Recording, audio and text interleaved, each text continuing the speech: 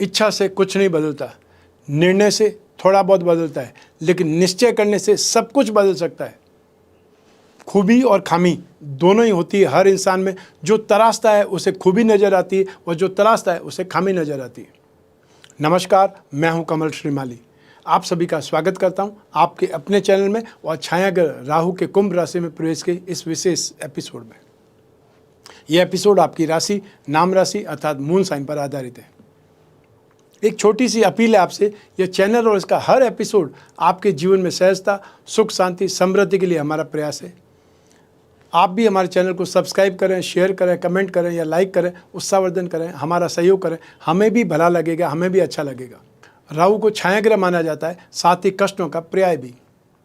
राहु में एक विशिष्ट गुण या दोष कहें वह यह है कि घटनाओं को आकस्मिक घटाने की शक्ति। राहु एक रहस्य प्रधान ग्रह है।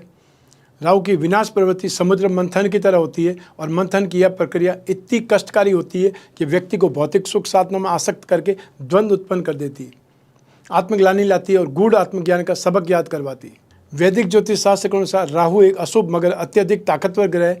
यहाँ तक कि राहु मंगल के साथ में स्थित होने पर उसका प्रभाव शून्य तक कर देते हैं। माना जाता है कि राहु का अपना खुद से कोई अस्तित्व न होने के बावजूद भी यह अन्य ग्रहों से ज़्यादा प्रभावशाली है।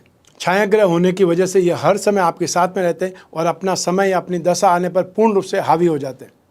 राहु अपना प्रभाव संबंधित राशि में स्थित होने के आधार पर तथा शुभ भावेश शुभ ग्रह के साथ में बैठने से उस भाव या भावेश की शुभता अशुभता को दुगना कर देते हैं।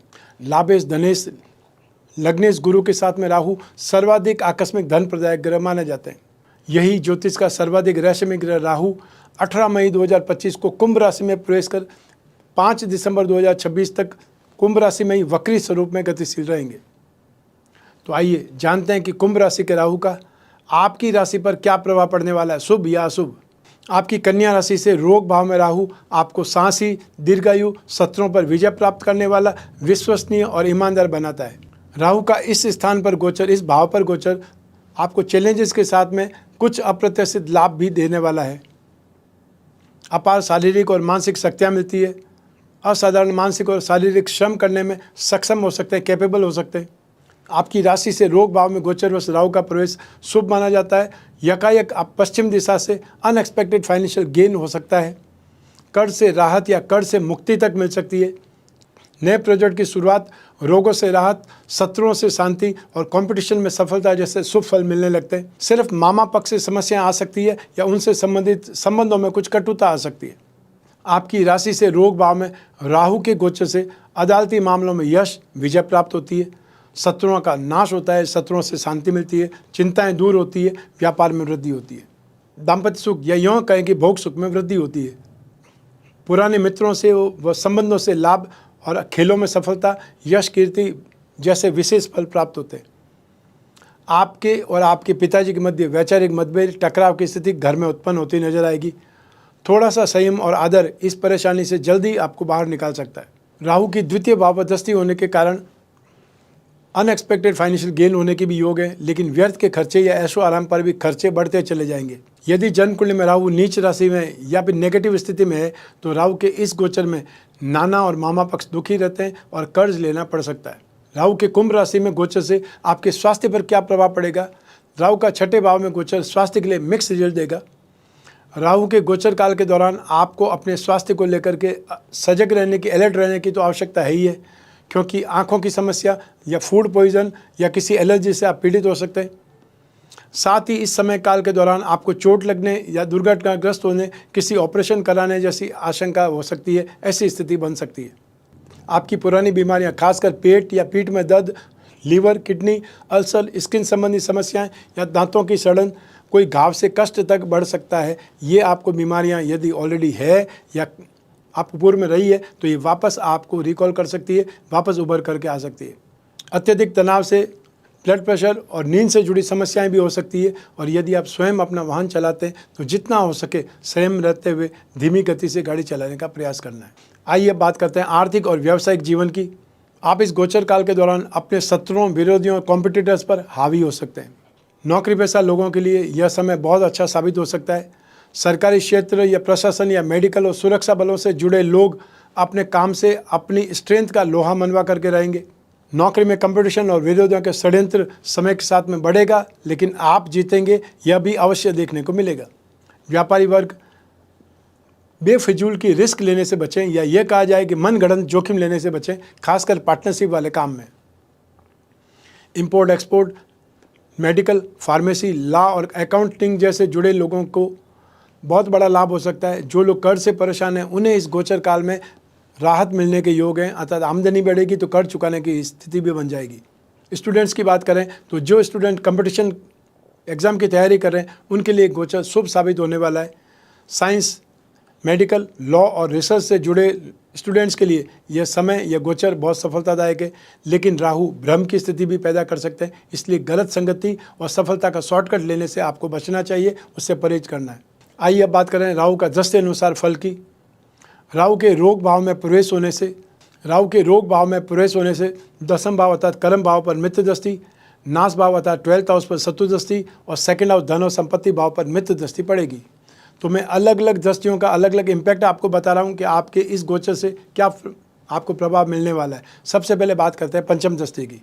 राहु की पंचम दृष्टि दसम भाव मित्र मिथुन राशि पर होगी, जिससे कर्म, कैरियर, कारोबार का विश्लेषण किया जाता है। राहु के इस गोचर से आपकी सैलरी में हाइक आ सकती है और प्रमोशन की भी संभावना है। बेरोजगारों को यह गोचर नौकरी ढूंढने में सफल साबित हो सकता है। प्रोफेशनल्स को कुछ अच्छे ऑप्शंस मिल सकते हैं।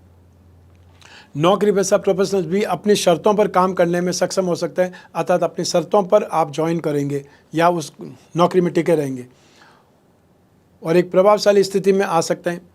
सरकारी विभाग से जुड़े अफसरों के लिए, प्रशासनिक सेवा और राजनीति से जुड़े लोगों के लिए भी यह समय, यह गोचर अच्छा रहने वाला है। तो अब बात करते हैं राहु की सप्तम दृष्टि की।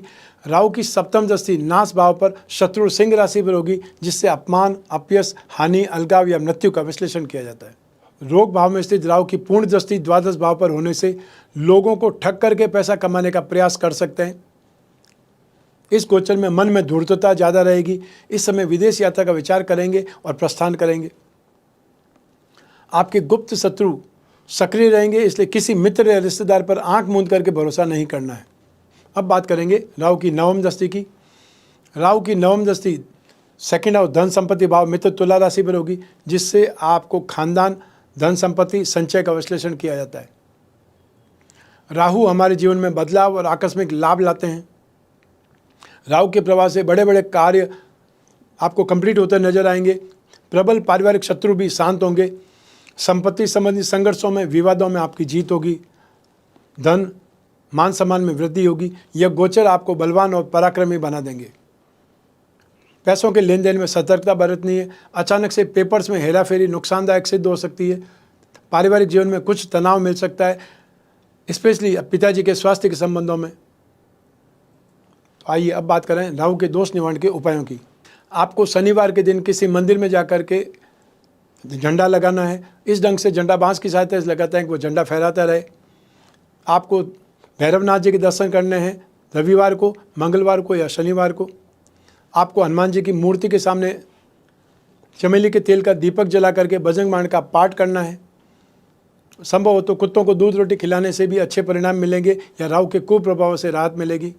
कोई पवित्र नदी या तीर्थ स्थान में जाकर के स्नान करने से मनोकामना पूर्ति में सफलता मिलती है।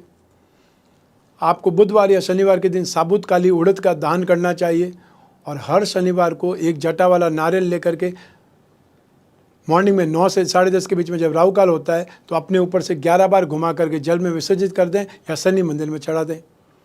राम रक्षा कवच धारण करें या काल भैरव कवच धारण करें। जो सामर्थ्यवान है वो इन दोनों का कंबाइंड कवच धारण कर सकते हैं। राहु का एकाक्षरी बीज मंत्र ओम राम रावे नमः, इस मंत्र का आप जाप करें यथासंभव। आपसे जब भी हो, जितना भी हो सके, संख्या कोई निर्धारित नहीं करनी है।